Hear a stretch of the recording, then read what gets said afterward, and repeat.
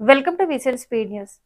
Cyber task నేరాల పరిశోధనకు సర్కార్ కొత్త రూట్. మొబైల్ మొదలు వెబ్సైట్ వరకు నిఘా, 10 రకాల ప్రత్యేక సాఫ్ట్వేర్లతో విశ్లేషణ, డీప్ డార్క్ వెబ్ అనాలిసిస్ పైన నజర్. సైబర్ నేరాల్లో దేశంలోనే తెలంగాణ టాప్. నియంత్రణ నివారణకు స్పెషల్ గ్రూప్. కేంద్రంలో కాంగ్రెస్ కు నో ఛాన్స్. పార్టీ అధికారంలోకి వచ్చే అవకాశమే లేదు. ఇండియా కూటమి అంతకుల బొంత. రాష్ట్రంలో అధికారంలో ఉన్న పార్టీకి ఓటేయడం అవివేకం. అల్వాల్ ఆత్మీయ సమ్మేళనంలో ఈటల రాజేందర్. ఉద్యోగం పేరుతో యుద్ధానికి భారీ జీతాలంటూ రష్యాకు యువకులు. బలవంతంగా యుద్ధ శిక్షణ, సరిహద్దులో మోహరింపు. ప్రాణాలు కోల్పోతున్న భారతీయులు. రంగంలోకి సిబిఐ. దేశవ్యాప్తంగా 13 చోట్ల దాడులు. ఇందిరమ్మ ఇండ్లకు సెంట్రల్ ఫండ్స్ పట్టణ ప్రాంతాల్లో తీసుకురావాలని రాష్ట్ర సర్కార్ ఆలోచన. 430 కోట్లు అందే అవకాశం. రేపటి నుంచి ప్రారంభం కానున్న స్కీమ్. బోగస్ బోనఫైడ్ల కలకలం. కానిస్టేబుల్ అభ్యర్థుల్లో కొందరిపై అనుమానాలు. సర్టిఫికెట్లు పునః పరిశీలన జరిపిస్తున్న అధికారులు. విచారణ ముగిసే వరకు వారికి శిక్షణ నిలిపివేత. నకిలీ సర్టిఫికెట్ల ముఠా గుట్టురట్టు. 4 నిందితులు అరెస్ట్. పరారీలో మరో 2 నిందితులు.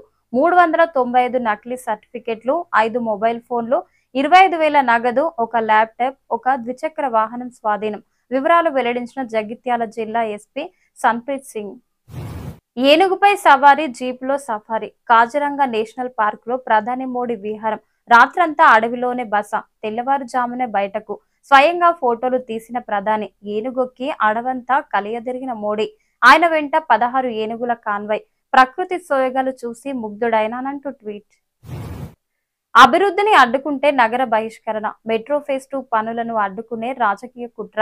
నీచ రాజకీయాలకు పాల్పడే వారిని వదిలిపెట్టాం. 2050 వైబ్రెంట్ తెలంగాణ సాధించి తీరుతాం. బైరామల్గూడ ఫ్లైఓవర్ ప్రారంభోత్సవంలో ముఖ్యమంత్రి రేవంత్ రెడ్డి స్పష్టీకరణ. కేంద్రంలో కాంగ్రెస్ కు నో ఛాన్స్. ఆ పార్టీ అధికారంలోకి వచ్చే అవకాశమే లేదు.